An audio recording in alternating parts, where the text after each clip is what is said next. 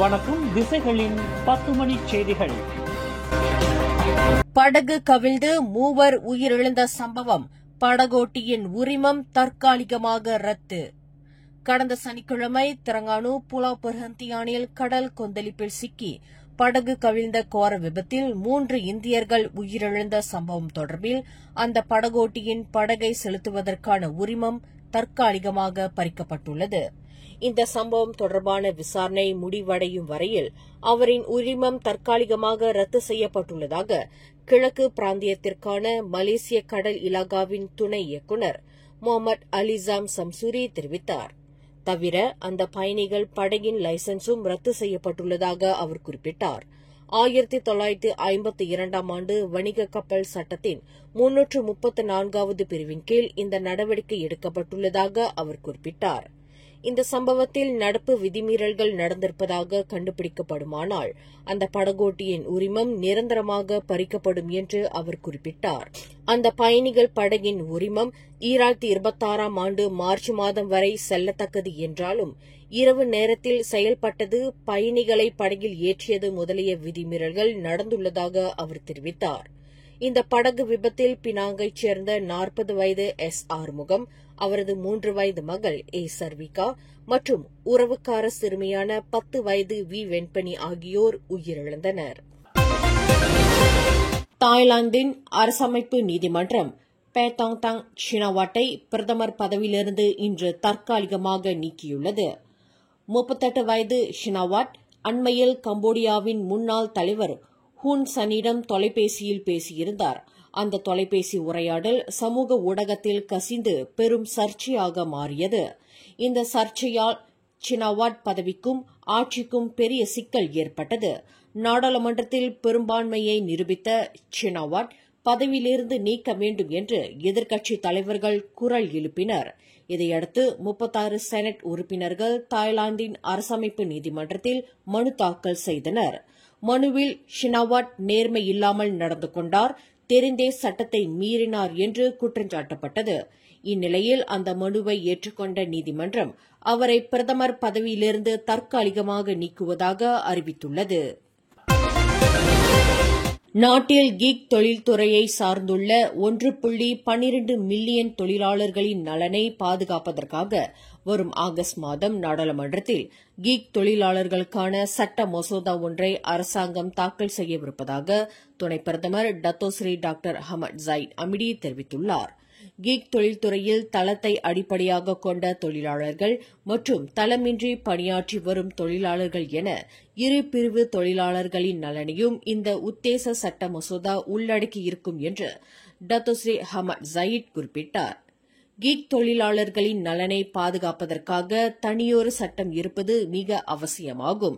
இந்த உத்தேச சட்ட மசோதா தொடர்பாக பல்வேறு அமைச்சுகளின் பிரதிநிதிகள், நாடு முழுவதும் உள்ள கீக் தொழில்துறையைச் சேர்ந்த பிரதிநிதிகள் ஆகியோருடன் நடத்தப்பட்ட கலந்துரையாடல் வழி சேகரிக்கப்பட்ட யோசனைகள் இந்த உத்தேச சட்ட மசோதாவில் சேர்த்துக் கொள்ளப்படும் என்று துணை பிரதமர் குறிப்பிட்டார்.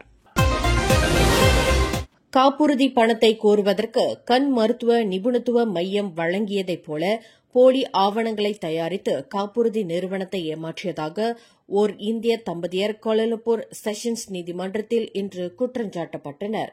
தனியார் நிறுவனம் ஒன்றின் செயலாக்க நிர்வாகியான 42 வயது எம் பிரபாகரன் மற்றும் அவரின் 36 வயது மனைவி பி பரிமிளா ஆகியோர் நீதிபதி அஸ்ருல் டாருஸ் முன்னிலையில் நிறுத்தப்பட்டு குற்றச்சாட்டு வாசிக்கப்பட்டது.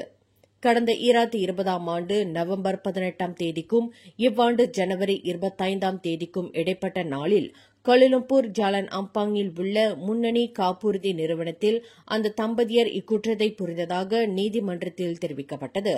குற்றவாளி என்று நிரூபிக்கப்பட்டால் 2 ஆண்டு சிறை அல்லது அபராதம் அல்லது இரண்டுமே விதிக்க வகை செய்யும் குற்றவியல் சட்டம் 471 பிரிவின் கீழ் கணவனும் மனைவியும் குற்றச்சாட்டை எதிர்நோக்கியுள்ளனர். நாட்டின் தலைமை நீதிபதி என்ற முறையில் தமது பதவி ஒப்பந்த காலத்தை அரசாங்கம் நீட்டிக்காதது குறித்து தாம் கவலை கொள்ளவில்லை என்று இன்று பணி ஓய்வு பெற்ற தெங்கு மைமுன் துவன்மாட் தெரிவித்தார். புத்ராஜயாவில் நீதித்துறை கட்டடத்தை விட்டு வெளியேறுவதற்கு முன்னதாக செய்தியாளர்களிடம் பேசிய தெங்கு மைமுன், மலேசிய வரலாற்றில் முதலாவது பெண் தலைமை நீதிபதி மற்றும் நாட்டின் 16வது தலைமை நீதிபதி என்ற முறையில் சேவையாற்றியதை ஒரு சிறப்பான உயர்வான அங்கீகாரமாக கருதுவதாக குறிப்பிட்டார். 6 ஆண்டுகள் நாட்டின் தலைமை நீதிபதியாக பணியாற்றியுள்ளேன். இந்த 6 ஆண்டுகளுடன் ஒப்பிடுகையில் தமது பதவிக்காலம் மேலும் 6 மாதங்களுக்கு நீட்டிக்கப்படாதது ஒரு பெரிய விஷயம் அல்ல என்று 65 வயதான தங்கு மைமூன் தெரிவித்தார். கடந்த ஜூன் 20ஆம் தேதி கில்லான் மேருவில் ஆடவர் ஒருவர் துப்பாக்கியினால் சுட்டுக் கொல்லப்பட்ட சம்பவத்திற்கு பின்னணியில் கிரிமினல் கும்பல்கள் இருந்துள்ளன என்று ஸ்லாங்கூர் மாநில போலீஸ் தலைவர் டத்து உசேன் ஒமர் கான் தெரிவித்துள்ளார். இந்த துப்பாக்கி சூட்டு சம்பவம் தொடர்பில் 25 மற்றும் 40 வயதுடைய 2 நபர்கள் கில்லானில் கைது செய்யப்பட்டுள்ளதாக இன்று ஷாலாமில் நடைபெற்ற செய்தியாளர்கள் கூட்டத்தில் டத்து உசேன் குறிப்பிட்டார். பிடிப்பட்ட 2 நபர்களும் குண்டர் கும்பலைச் சேர்ந்தவர்கள் ஆவர். 2 குண்டர் கும்பல்களுக்கு இடையில் நிலவி வந்த சர்ச்சையே இந்த துப்பாக்கிச் சூட்டு சம்பவத்திற்கு காரணமாக இருந்திருக்கக்கூடும் என நம்பப்படுகிறது. இந்த கும்பல்கள் போதைப்பொருள் கடத்தலில் ஈடுபட்டுள்ளனவா என்பது குறித்து தற்போது ஆராயப்பட்டு வருவதாக டத்து உசேன் தெரிவித்தார்.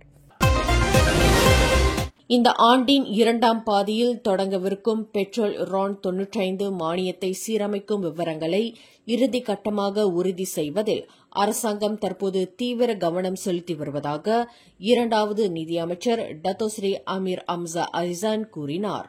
டீசல் விலையை சீரமைக்கும் திட்டத்தைப் போலவே RON 95 மானியத்தை சீரமைக்கும் நோக்கத்தையும் அரசாங்கத்தின் நிதி கசிவுகளை தடுப்பதையும் வணிகர்களும் செல்வந்தர்களும் தங்கள் நியாயமான பங்களிப்பை அரசாங்கத்திற்கு வழங்குவதை உறுதி செய்யவும் இது வகை செய்யும் என்று அமைச்சர் குறிப்பிட்டார். உண்மையிலேயே மானியங்கள் தேவைப்படும் மக்களுக்கு உதவித்தொகை சென்றடைவதற்கான அரசாங்கத்தின் நிதி வலிமையை வலுப்படுத்துவதற்காகவே இந்த நடவடிக்கை எடுக்கப்பட்டுள்ளதாக அமீர் அம்சா விளக்கினார். டத்தோ சுகுமாரன் ராமன் தலைமைத்துவத்தின் கீழ் செயல்படும் சுல்தானா ரொகாயா அறவாரிய பொறுப்பாளர்கள் ரவீன்குமார் கிருஷ்ணசாமி தலைமையிலான ஜோஹர் மாய்காவின் ஒத்துழைப்புடன் 2023 மற்றும் 2024ஆம் ஆண்டுகளில் SPM, STPM தேர்வுகளில் சிறந்த அடைவு நிலையை பெற்ற ஜோஹர் மாநிலத்தைச் சேர்ந்த இந்திய மாணவர்களை கௌரவிக்கும் வகையில் மாபெரும் பாராட்டு விழாவை சிறப்பாக முன்னெடுத்தனர். கடந்த ஜூன் 29ஆம் தேதி ஞாயிற்றுக்கிழமை ஜோஹர் பாரு டேவான் ராயா தாமன் புக்கெட் இண்டா மண்டபத்தில் நடைபெற்ற இந்த விழா ஜோஹர் மாநிலத்தில் அர்த்தம் பொதிந்த மற்றும் வரலாற்று சிறப்புமிக்க விழாவாக அமைந்திருந்தது. இதில் மொத்தம் 205 சிறந்த மாணவர்கள் அடையாளம் காணப்பட்டு அவர்களுக்கு தலா 1000 ரிங்கிட் வெகுமதி மற்றும் நற்சான்றிதழ் வழங்கப்பட்டு கௌரவிக்கப்பட்டனர். SPM தேர்வில் 8 ஏக்களுக்கு மேல் பெற்ற மாணவர்களுக்கும் STPM தேர்வில் 4 ஏக்கள் பெற்ற மாணவர்களுக்கும் இந்த சிறப்பு செய்யப்பட்டது.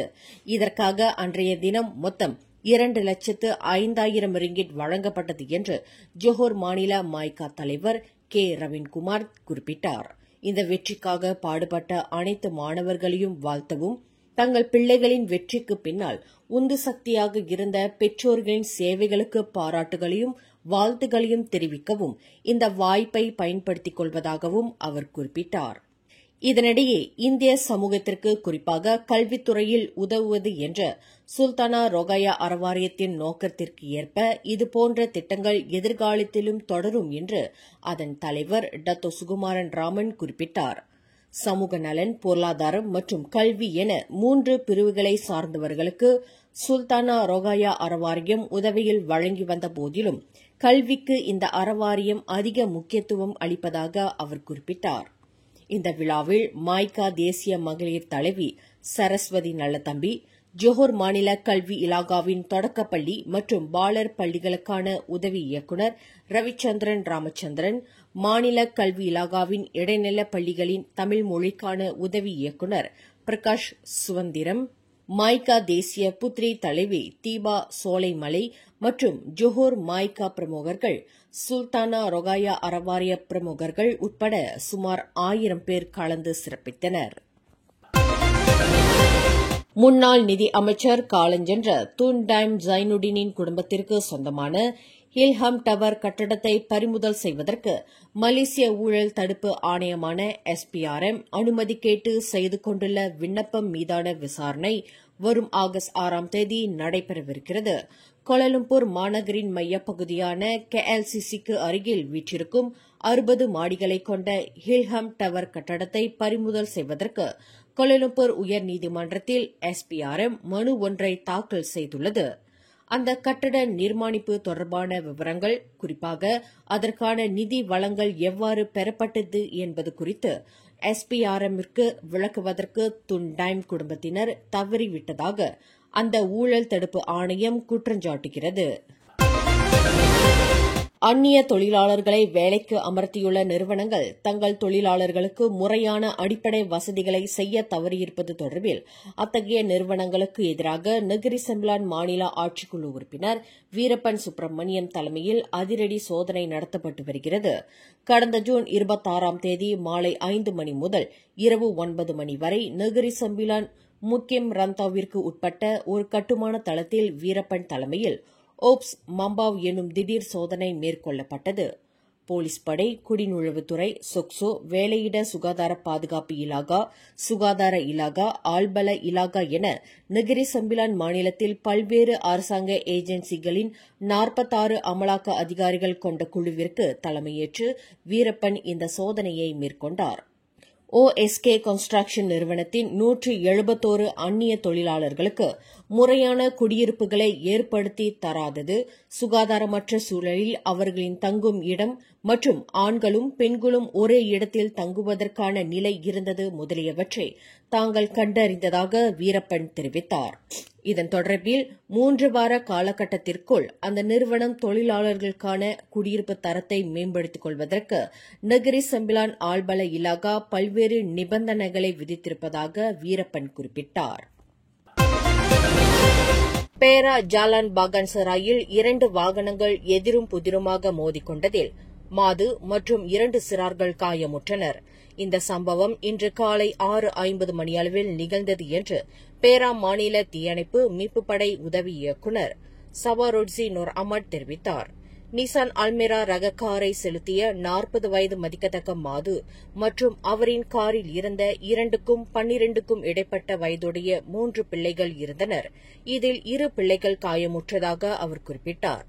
மாது செலுத்திய கார் எதிரே வந்த புரோட்டோன் பெர்சோனா ரக காருடன் எதிரும் புதிருமாக மோதியதாக கூறப்படுகிறது. ஸ்லாங்கூர் ஜாலான் பந்தெங் தெலோ பங்லிமா காராங்கில் வீட்டின் முன் நிறுத்தி வைக்கப்பட்டிருந்த 5 கார்கள் தீயில் அழிந்தன. இந்த சம்பவம் இன்று காலை 6:30 மணியளவில் தெலோ பங்லிமா காராங்கில் நிகழ்ந்தது என்று ஸ்லாங்கூர் மாநில தீயணைப்பு மீட்புப் படையின் உதவி இயக்குநர் ஹமட் முக்லிஸ் மொக்தார் தெரிவித்தார். இது தொடர்பாக தீயணைப்பு படையினர் காலை 6:44 மணியளவில் ஓர் அவசர அழைப்பை பெற்றதாக அவர் குறிப்பிட்டார். மேலும் செய்திகளை தெரிந்து கொள்ள கீழே இருக்கும் பெல் பட்டனை அழுத்துங்கள். உங்கள் மகிழ்ச்சியை வெளிப்படுத்த லைக் மற்றும் ஷேர் செய்யுங்கள். தொடர்ந்து திசைகளோடு இணைந்திருக்க சப்ஸ்கிரைப் செய்யுங்கள்.